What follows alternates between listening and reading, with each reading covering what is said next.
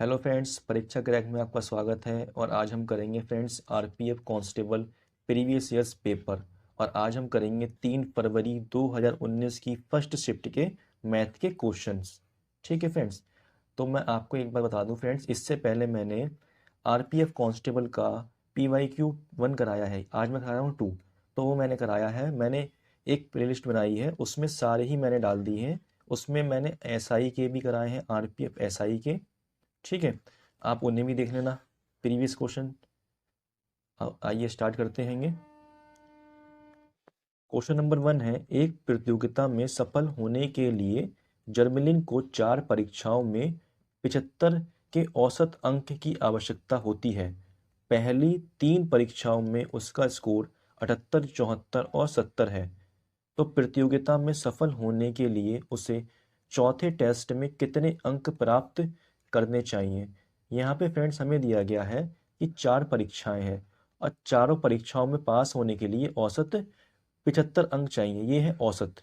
तो हम निकालेंगे यहाँ से 4 परीक्षाओं की योग। ठीक, तो 4 में कर दूंगा मैं 75 ही गुणा, तो मेरे पास कितना आएगा, 4 पंजे 20, हासिल रहेगा 2, 7 छः 28, 28 और 2 हो जाएगा 30। तो ये होगा मेरे पास टोटल नंबर। ठीक है, अब मुझे ये पता है कि ये एक परीक्षा में उसे मिले 78 नंबर, दूसरी में मिले हैं उसके लिए 74 और तीसरी में मिले हैं उसे कितने, 70। तो इन तीनों का योग कितना हो जाएगा, 8 4 12, हासिल रहेगा 1, 7 7 दूनी 14, 7 3 21, 21 और 1 22। तो ये हो जाएंगे 222। तो 3 परीक्षाओं का योग कितना आ रहा है, 222 से। यहाँ पे 4 परीक्षाओं कितना आएगा, 300। तो जब मैं इस 300 में से 222 माइनस करूंगा तो जो चौथी परीक्षा होगी उसके अंक आ जाएंगे। तो यहाँ से 1 लूंगा, यहाँ से 1, 10, 10 में से 2 हो जाएगा, बचेगा 8, यहाँ रह जाएगा 9, 9 में से 8 जाएगा, बचेगा 7। तो 78 हो जाएगा इसका आंसर, जो कि ऑप्शन नंबर 4 हैगा। ठीक है, अब हम करेंगे नेक्स्ट क्वेश्चन। क्वेश्चन नंबर 2 है, निम्नलिखित को हल कीजिए। तो हमें फ्रेंड्स ये क्वेश्चन दिया हुआ है और हमें इसे करना है सिंप्लीफाई। तो देखना कैसे करेंगे। तो फ्रेंड्स इस क्वेश्चन में सबसे पहले सॉल्व करूंगा मैं ये अंदर वाला ब्रैकेट। ठीक है, तो देखना यहाँ पे साइन लगा माइनस का, यहाँ लगा डिवाइड का। तो पहले करूंगा डिवाइड। तो जब मैं 5 से 10 को 50 को डिवाइड करूंगा तो ये जाएगा 5 10 या 50, यहाँ से आ गया 10। अब जब मैं 30 में से माइनस करूंगा 10 तो बचेगा 20। तो यहाँ से लेके यहाँ तक बन गया ये 20। अब करूंगा मैं ये वाले ब्रैकेट को सॉल्व। देखना, तो इसे करने लिए लिखूंगा यहाँ पे 72 साइन डिवाइड का है तो नीचे आ जाएगा अपॉन में 3 माइनस ये 20 आया है इसके बदले। यहाँ साइन डिवाइड कर लगा तो नीचे आ जाएगा 20। तो यहाँ से बनेगा 20 बन जाए 20 और 3 से डिवाइड करूँगा तो बनेगा कितना, 3 6 3 4 जा 12 24। अब 24 में से जब मैं 1 माइनस करूँगा तो मेरे पास बचेगा कितना, 23। तो यहाँ से लेके यहाँ तक कितना आ गया, 23। ठीक है, तो आगे क्या लिखा अब करूँगा वाला ब्रैकेट सॉल्व में। तो आगे मेरे पास लिखा है यहाँ पे 24 और यहाँ से लेके यहाँ तक कितना आया पूरा, माइनस का साइन लगा यहाँ पे 23 आया। जब माइनस करूँगा तो मेरे पास कितना आएगा, यहाँ से 1 बचेगा। तो यहाँ से लेके यहाँ तक 1 बचा है। अब लिखा है आगे 12 माइनस 1, और जब 12 में से 1 जाएगा तो मेरे पास आएगा यहाँ पे 11। ये हो जाएगा मेरा आंसर, जो कि ऑप्शन नंबर 1 हैगा। अब हम करते हैं नेक्स्ट क्वेश्चन। क्वेश्चन नंबर 3 हैगा, हल कीजिए। फ्रेंड्स इसको भी हमें सिंप्लीफाई करना है, तो ये क्वेश्चन करेंगे हम लास्ट से। तो देखना, ये लिखा है √361। तो ये किसका स्क्वायर होता है, ये हैगा 19 का स्क्वायर। तो यहाँ से रूट हटेगा, यहाँ आएगा 19। आगे लिखा है 215 माइनस रूट। तो जब मैं 215 में से 19 माइनस करूँगा तो मेरे से कितना आएगा, यहाँ से आएगा 6 और यहाँ से कितना आएगा, यहाँ रह जाएगा 0। यहाँ से बन लेंगे 10, 10 में से बन जाएगा बचेगा 9 और यहाँ आ जाएगा 1। तो यहाँ से बनेगा 196 रूट में। और ये किसका स्क्वायर है, ये है 14 का स्क्वायर। ठीक, तो यहाँ तक आ गया 14। अब मैं इस 50 में प्लस कर दूंगा 14, ऊपर लगेगा रूट, तो ये हो जाएगा 64। और 64 किसका स्क्वायर हैगा, ये है 8 का। तो यहाँ तक कितना आ गया मेरे पास, 8 आ गया है। तो आगे लिखा है 248 साइन लगा है प्लस का, और यहाँ तक कितना आया है पूरा, ये 8 आया है। यहाँ लिख दूंगा 8, लगा दूंगा रूट। तो जब मैं प्लस करूंगा तो मेरा कितना बनेगा यहाँ पे, 8 8 16 कैरी 1 4 और 1 5 2। तो ये फ्रेंड्स ये 256 होता हैगा 16 का स्क्वायर। तो लास्ट में बचेगा मेरे पास 16, जो कि ऑप्शन नंबर 2 है। यही हो जाएगा मेरा आंसर। अब हम करेंगे नेक्स्ट क्वेश्चन। क्वेश्चन नंबर 4 हैगा x बराबर 0.43838383 ये बार बार रिपीट हो रहा है मेरे भाई, ठीक। और क्वेश्चन में दिया है तो x का भिन्न मान क्या होगा, तो हमें इसका बताना है फ्रैक्शन वैल्यू क्या होगी। तो यहाँ देखना एक चीज़ है, यहाँ पे 383838 बार बार रिपीट हो रहा है, तो इसे लिख दूंगा मैं इस तरीके से 0.438, इसके ऊपर लगा दूंगा बार, ठीक, ये लिख देंगे इस तरीके से। तो मुझे इसे करना है फ्रैक्शन में कन्वर्ट, तो कैसे करूँगा, तो मेरे पास लिखा है यहाँ पे 438, ठीक है। इसमें से माइनस कर दूंगा मैं ये 4 जिसके ऊपर बार नहीं लगा है, ठीक। और अपॉन में क्या आ जाएगा, देखना यहाँ पे 2 नंबर के ऊपर बार लगा है तो यहाँ 2 आ जाएंगे 9, और 1 के ऊपर नहीं लगा है तो यहाँ आ जाएगा 0 इसके बदले, ठीक है। तो जब मैं 438 में से 4 माइनस करता हूँ तो मेरे पास यहाँ से आएगा 434 और नीचे आ जाएगा 990, ठीक है। यही हो जाएगा मेरा आंसर जो कि ऑप्शन नंबर 2 हैगा, ठीक है फ्रेंड्स। अब हम करेंगे नेक्स्ट क्वेश्चन। क्वेश्चन नंबर 5 है 51 मीटर सेकंड की गति से चल रही एक ट्रेन एक सिग्नल को 13 सेकंड में पार करती है, तो रेलगाड़ी की लंबाई मीटर में ज्ञात कीजिए। हमें निकालनी है ट्रेन की लंबाई क्या होगी, ठीक है मेरे भाई। हमें इसकी स्पीड दे रखी है ट्रेन की क्वेश्चन में 51 मीटर सेकंड, ठीक। और हमें टाइम दे रखा है क्या, 13 सेकंड। हमें यहाँ से निकालना है ट्रेन की लंबाई। तो फ्रेंड्स ट्रेन की लंबाई क्या होगी, ट्रेन की लंबाई होगी डिस्टेंस के बराबर, ठीक। तो यहाँ से मुझे निकालना है डिस्टेंस, तो डिस्टेंस का फॉर्मूला क्या होता है, स्पीड मल्टीप्लाई टाइम। स्पीड कितनी है मेरे पास 51 है मीटर सेकंड, और टाइम कितना है 13 सेकंड। देखो सेकंड से सेकंड कट जाएगा ये, और 13 की मल्टीप्लाई करूँगा तो कितना आएगा मेरे पास, 13 एकम 13, हाथ से रहेगा 1, 13 पंजे 65 और 1 66, तो मेरे पास आ जाएगा 663 मीटर, जो कि ऑप्शन नंबर मेरे पास 4 है। यही हो जाएगा मेरा आंसर। अब हम करेंगे नेक्स्ट क्वेश्चन। क्वेश्चन नंबर 6 है एक बॉक्स में पेन पेंसिल और रबर 3:2:1 के अनुपात में है। यदि पेन पेंसिल और रबर का मूल्य 3 रुपये, 2 रुपये और 2 रुपये है, तो बॉक्स पर खर्च की गई राशि 585 रुपये है। तो बॉक्स में पेन की संख्या ज्ञात करें। देखना फ्रेंड्स, हमें पेन पेंसिल और रबर इसका जो अनुपात है वो दे रखा है 3:2:1, और यहाँ पे जो पेन है उसका रेट हमें दिया हैगा 3 रुपये, और जो हमारे पास पेंसिल है उसका दिया है रेट 2 रुपये, और जो हमारे पास रबड़ है उसका रेट दिया है 2 रुपये। तो मुझे निकालना है टोटल रेट, तो मैं कर दूंगा इसमें मल्टीप्लाई 3 की 3 में तो जाएगा 3 3 या 9, इसकी करूँगा 2 की 2 में तो 2 2 जा 4, 1 की 2 में जाएगा 1 2 जा 2। तो मेरे पास यहाँ से आ गया जो रेट हैगा किनका, इन पेनों का अनुपात दे रखा है। तो कह रहा है कि बॉक्स पर खर्च की गई राशि 585 रुपये है। कहने मतलब यही इन सब का रेट कितना है 585, तो मैं यहाँ से जोड़ लूँगा 9 4 13, 13 2 हो जाएगा 15, तो यहाँ से आ गया 15। लेकिन हमें दिया है क्वेश्चन में जो टोटल रेट है वो कितना हैगा 585 है। तो यहाँ से मैं निकालूंगा कि 15 से कितने टाइम ज़्यादा है ये, तो मैं करूँगा इसमें 15 से डिवाइड करूँगा इसके लिए, तो आएगा यहाँ पे 15 3 45 और 15 निम्मा 135, तो ये जाएगा इससे 39 टाइम में। तो मुझसे पूछा है पेन की संख्या कितनी है, तो पेन की संख्या निकालने के लिए मैं इस 3 में कर दूँगा गुणा किसकी 39 की, तो ये आ जाएगा 3 निम 27 हासिल 2, 3 3 9 और 2 11, तो यहाँ से आंसर आ जाएगा 117, जो कि ऑप्शन नंबर 3 हैगा। अब हम करेंगे नेक्स्ट क्वेश्चन। क्वेश्चन नंबर 7 है निम्नलिखित में से किसे 15 से विभाजित किया जा सकता है। तो हमें ये 4 संख्याएं दी हैं, इनमें से किस ऑप्शन को 15 से डिवाइड किया जा सकता है। तो सबसे पहले ले लूँगा 15 के फैक्टर, तो 15 के फैक्टर हो जाएगा यहाँ पे 3 पंजे 15, तो ये 2 फैक्टर बन गए। तो फ्रेंड्स हमें यहाँ पे 3 का विभाजकता का नियम भी पता है और 5 का भी पता है। तो 5 का क्या होता है, डिविजिबिलिटी रूल 5 का होता है अगर लास्ट का नंबर 5 से डिवाइड है तो वो नंबर 5 से डिवाइड होगा, मतलब अगर लास्ट में 0 है या 5 है तो वो नंबर 5 से डिवाइड होगा। ठीक।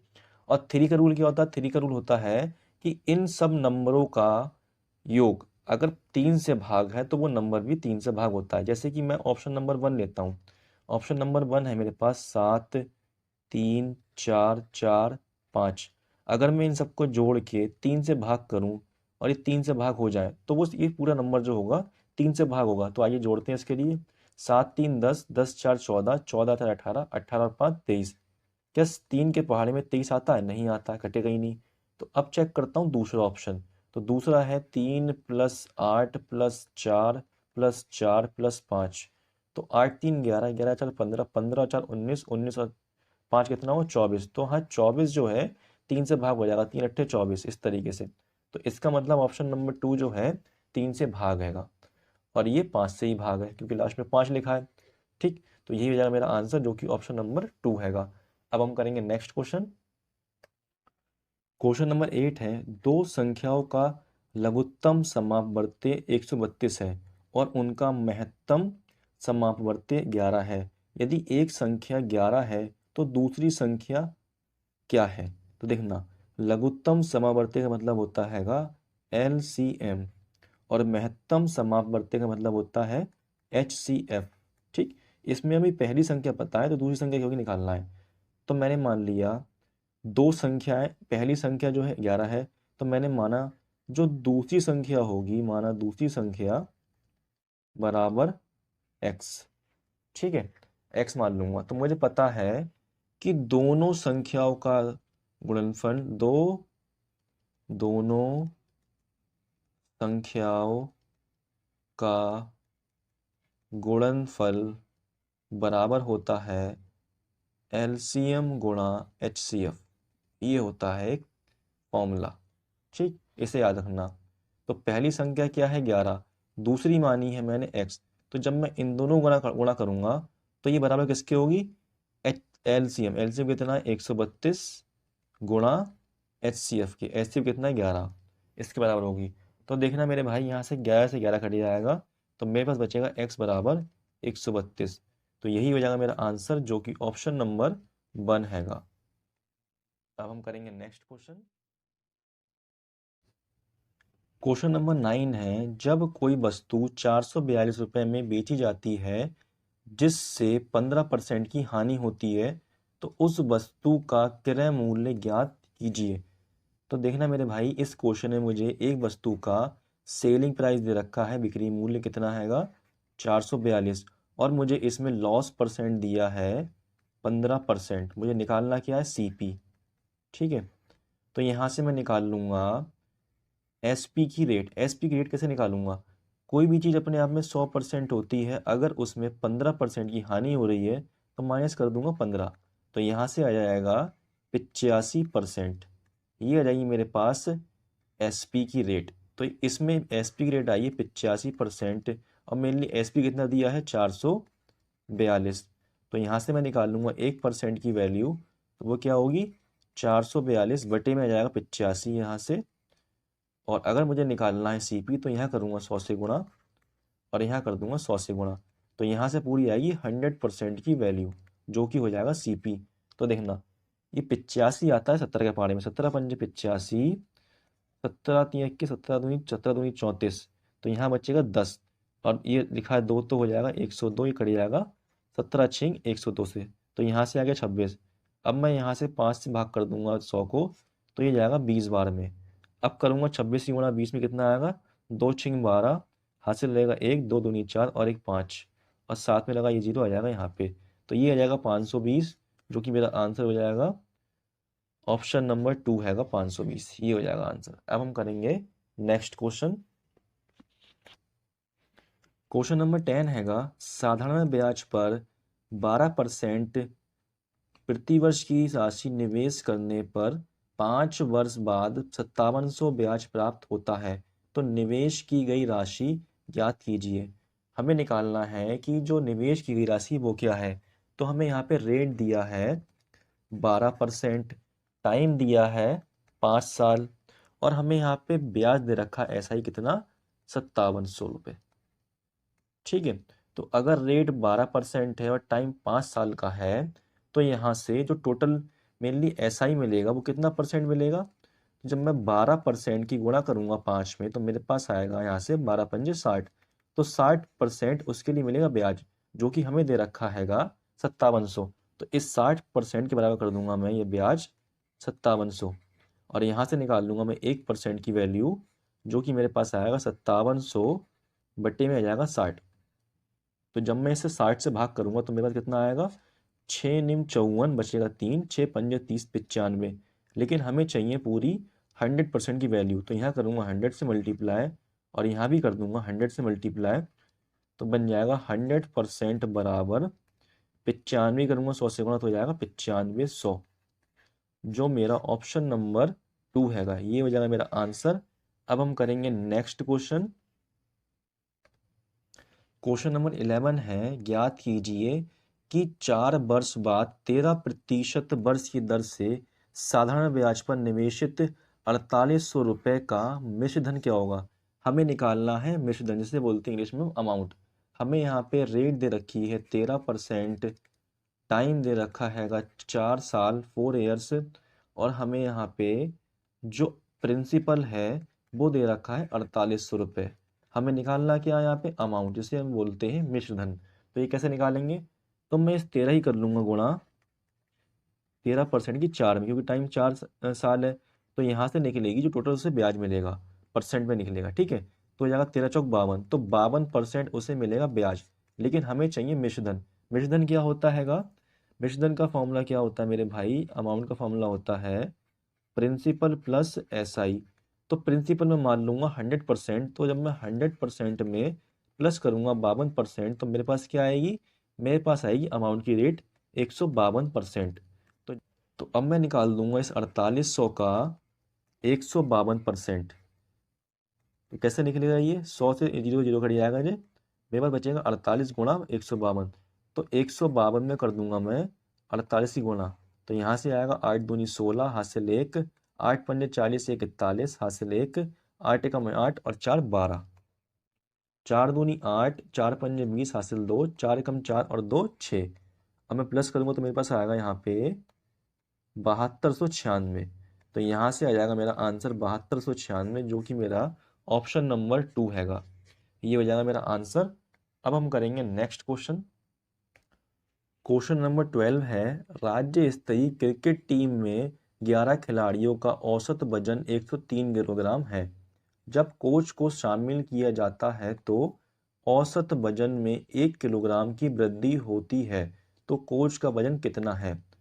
तो देखना मेरे भाई, इसमें दिया है कि 11 खिलाड़ी हैं, इन 11 खिलाड़ियों का औसत वजन दे रखा है 103 किलोग्राम।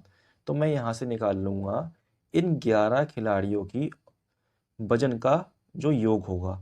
तो 11 में करूँगा गुणा 103 की, तो मेरे पास कितना आएगा, 11 तिया 33, 11 कम 11, तो मेरे पास आ जाएगा टोटल 1133 किलोग्राम, जो कि इन 11 खिलाड़ियों का मतलब वजन का योग हैगा। तो फिर आगे बोला है जब कोच को शामिल कर लिया जाए, पहले तो 11 खिलाड़ी थे, अगर इसमें एक कोच आ जाएगा तो अब हो जाएंगे 12 लोग। फिर आगे बोला है तो औसत वजन में 1 किलोग्राम की वृद्धि हो जाती है। तो पहले औसत था 103, अब इसमें 1 की हो जाएगी वृद्धि, ये हो जाएगा 104। तो यहाँ से निकालूंगा, गुणा करूंगा 12 चौक 48, 12 एकम 12, तो ये आ जाएगा इन 12 लोगों का वजन का कुल योग। तो मुझे निकालना है इसमें कोच का वजन। तो जब मैं 1248 में से 1133 माइनस करूंगा तो मेरे पास आ जाएगा कोच। तो 8 में से 3 जगह बचेगा 5, 4 में से 3 जगह बचेगा 1, 2 में से 1 जगह बचेगा 1, तो ये आ जाएगा 115 किलोग्राम, जो कि ऑप्शन नंबर 4 हैगा। ये हो जाएगा मेरा आंसर। अब हम करेंगे नेक्स्ट क्वेश्चन। क्वेश्चन नंबर 13 है, एक डिब्बे में 125 डिटर्जेंट साबुन है, जिसमें से 80 का उपयोग किया जा चुका है। डिब्बे में कितने प्रतिशत डिटर्जेंट साबुन शेष है। तो यहाँ पे फ्रेंड्स जो टोटल साबुन है वो मेरे पास दिए 125। अगर कोई इसमें से 80 का उपयोग कर लेगा तो कितने बचेंगे मेरे पास, तो 80 करूँगा माइनस, तो बचेंगे मेरे पास 5, यहाँ से 4, 45। तो अब बताना है कि 45 कितने परसेंट में बचे हुए हैं। तो लिखूंगा 45 ऊपर, ये 125 आ जाएगा नीचे, और गुणा कर दूंगा 100 से, तो ये कन्वर्ट हो जाएगा परसेंटेज में। तो देखना 125 और 100 आते हैं 25 के पहाड़े में, 25 पंजे 125, 25 चौक 100। अब इस 5 से काट दूंगा 45, 5 निम 45, तो मेरे पास आएगा 9 चौक 36%, जो कि ऑप्शन नंबर 2 हैगा। ये हो जाएगा मेरा आंसर। अब हम करेंगे नेक्स्ट क्वेश्चन। क्वेश्चन नंबर 15 है 10% प्रति वर्ष की चक्रवृद्धि ब्याज दर पर 2 वर्ष बाद 16,900 पर प्राप्त होने वाला मिश्रधन ज्ञात कीजिए। हमें निकालना मिश्रधन। रेट हमें दी है 10% और टाइम दिया है हमें 2 ईयर्स, और हमें जो प्रिंसिपल है वो दिया है 16,900। हमें निकालना अमाउंट। और फ्रेंड जो ये रेट जो है ये CI की, मतलब हमें निकालना है इस पे चक्रवृद्धि ब्याज। तो मैं इस रेट को बनाऊंगा CI की रेट। वो कैसे बनेगी देखना। टाइम हैगा 2 साल का, तो रेट बनेगी इस तरीके से 10 प्लस 10 प्लस 10 गुणा 10 बटे में आ जाएगा यहाँ 100। तो यहाँ से जोड़ूंगा 10 10 हो जाएगा 20 प्लस इन वाले जीरो से जीरो कट जाएंगे ये, तो यहाँ से जाएगा 1 बन जा 1। तो 20 में 21 जोड़ूंगा, यहाँ से आ जाएगा 21%। तो ये रहेगी रेट मेरी। तो ये आ गई मेरी CI की कंपाउंड इंटरेस्ट की रेट। तो मुझे निकालना है इसमें अमाउंट, तो 100% में रेट जोड़ दूंगा, तो ये हो जाएगा 21%, 121%। ठीक। तो अब मैं निकाल दूंगा इस 169,000 गुणा 121% निकाल दूंगा इसका। तो जीरो जीरो कट जाएंगे जी, और जब मैं गुणा करूंगा इसकी तो कितना आएगा 169,121। तो ये 9 6 1 आ जाएगा, 2 निम 18, 2 छिंग 12 13, 2 एकम 2 और 1 3, गुणा गुणा 9 6 1।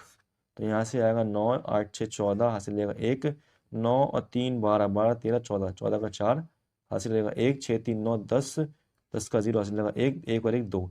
तो मेरे पास आ जाएगा आंसर 20,449, जो कि ऑप्शन नंबर 2 हैगा। ठीक है। अब हम करेंगे नेक्स्ट क्वेश्चन। क्वेश्चन नंबर 16 है 92 सेमी विकर्ण वाले एक वर्ग का क्षेत्रफल ज्ञात कीजिए। तो मेरे भाई एक वर्ग हैगा जिसे बोलते हैं स्क्वायर। इसका हमें विकर्ण दे रखा है कितना 92 सेंटीमीटर। हमें निकालना है इसका क्षेत्रफल। तो विकर्ण का फॉर्मूला होता है √2 मल्टीप्लाई ए होती भुजा। तो ये हमें दे रखा कितना 92। तो यहाँ से निकालूंगा भुजा की वैल्यू, तो ए लिख दूंगा यहाँ पे 92 बटे में आ जाएगा √2। तो हमें निकालना क्षेत्रफल। क्षेत्रफल क्या होता है भुजा का स्क्वायर। तो यहाँ कर दूंगा स्क्वायर, यहाँ कर दूंगा स्क्वायर, तो मेरे पास आ जाएगा क्षेत्रफल। तो जब मैं 92 का स्क्वायर करूँगा तो बन जाएगा 92 गुणा 92। अब बटे में कितना आएगा ये √2 का स्क्वायर हो जाएगा 2। तो 2 से करूँगा डिवाइड, दे जाएगा 2 4 जा 8 और 2 6 जा 12। तो 9 2 में मल्टीप्लाई कर दूंगा 4 6 की, तो मेरे पास आ जाएगा आंसर 6 दूनी 12, हासिल देख 6 निम 54 और 1 55, 4 दूनी 8 और 4 निम 36। तो यहाँ से आएगा 2 8 5 13, हासिल 1 6 5 11 और 1 12, हासिल 1 3 और 1 4। तो मेरे पास आ जाएगा 4232, जो कि ऑप्शन नंबर मेरा 1 हैगा। ये हो जाएगा मेरा आंसर। अब हम करेंगे नेक्स्ट क्वेश्चन। क्वेश्चन नंबर 17 है एक पुस्तक का अंकित मूल्य 4,000 रुपये है। एक पुस्तक विक्रेता इस पर 10% की छूट देता है। यदि वह फिर भी 20% लाभ अर्जित करता है तो पुस्तक का क्रय मूल्य कितना होगा। तो देखना मेरे भाई, मुझे इस क्वेश्चन में एक पुस्तक है, उसका मार्क प्राइस दे रखा है 4,000 रुपये, और मुझे निकालना क्या उसका CP कॉस्ट प्राइस क्या होगा। तो देखना इस पे हमें छूट भी मिल रही है और प्रॉफिट भी हो रहा है। तो कभी भी ऐसा होगा तो हम बनाएंगे यहाँ पे mark price ratio CP ratio SP। तो मुझे इन तीनों को बनाऊंगा रेशियो। तो देखना 10% छूट मिल रही है, तो 10% का फ्रैक्शन कितना होता है 1/10। तो जब इस पे छूट मिलेगी तो यहाँ छूट किस पे देते हैं हम लोग, तो छूट देते हैं हम मार्क प्राइस पे, जो उस पर रेट लिखे होते हैं उस पर देते हैं हम डिस्काउंट। तो देखना 10% की छूट है, तो ये जो MP होगा 10 हो जाएगा। जब छूट दे रहा है, छूट मिल रही है 1 की, तो 10 में से घटाऊंगा 1 तो आएगा 9। तो ये लिख दूंगा यहाँ पे सेलिंग प्राइस में। ऐसे ही फिर भी उसे 20% का लाभ होता है, तो 20% का फ्रैक्शन होता है 1/5। और जो उसे प्रॉफिट होता है, लाभ होगा, वो होगा किस पे CP पे कॉस्ट प्राइस पे, जिसे बोलते हैं क्रय मूल्य। तो ये तो 5 हो जाएगा। अब इसे लाभ हो रहा है 1 का, तो 5 में जोड़ दूंगा 1 तो हो जाएगा 6, 6 हो जाएगा यहाँ सेलिंग प्राइस में। तो अब मैं बना दूंगा इनका रेशियो। तो देखना यहाँ पे 9 हैगा, यहाँ पे 6 है, तो इसे करूँगा बराबर। तो बराबर कैसे करूँगा, 9 और 6 के पारे में एक ऐसा नंबर आता है जो है 18, जो कि इसके में भी आएगा, 9 में भी और 6 के में भी आएगा। तो इन 9 के पारे में 18 आएगा 2 बार में, और 6 के पारे में 18 आएगा 3 बार में। ठीक है, अब कर दूंगा 2 की गुणा इस 10 में, तो हो जाएगा 2 ढाई 20, और इसकी करूंगा गुणा 3 की गुणा 5 में, जाएगा 3 पंजे 15। अब यहाँ से चाहे इसमें कर दूं गुणा, चाहे इसमें कर दूं, आएगा 18, 6 तिया 18। तो मुझे इसमें जो एमपी दिया है, मार्क प्राइस दिया 4000। अब मेरे पास रेशियो क्या है एमपी का 20, तो इसे रख दूंगा बराबर इसके 4000। तो जब मैं इसे भाग करूंगा 20 से, तो मेरे पास आएगा यहाँ से 200। मुझे निकालना क्या, मुझे निकालना है इसमें सीपी। तो मुझे निकालना है यहाँ पे सीपी, तो सीपी निकालने कर दूंगा मैं यहाँ पे इस 200 की गुणा। तो ये हो जाएगा 15 दूनी 30, और साथ में जाएंगे 2 जीरो, तो मेरे पास आ जाएगा यहाँ पे सीपी 30,000, जो कि ऑप्शन सॉरी 3000, जो कि ऑप्शन नंबर 2 हैगा। तो ये हो जाएगा मेरा आंसर 3000। तो फ्रेंड्स क्वेश्चन नंबर 17 आज का लास्ट क्वेश्चन हैगा। मैंने क्वेश्चन नंबर 1 से आपको 17 तक करा दिए हैं। अब मैं लेके आऊँगा पार्ट 2 इस वीडियो का, उसमें कराऊंगा मैं आपको क्वेश्चन नंबर 18 से 35 तक। और अगर मेरे भाई आपको वीडियो पसंद आई हो, कुछ भी थोड़ा बहुत भी समझ में आया हो वीडियो में, तो आप वीडियो को एक बार लाइक कर लें और चैनल को सब्सक्राइब कर लें, ताकि आपको मेरी वीडियो बहुत ही ज़्यादा आसानी से मिल जाए। तो अब हम मिलेंगे कल, तब तक के लिए धन्यवाद।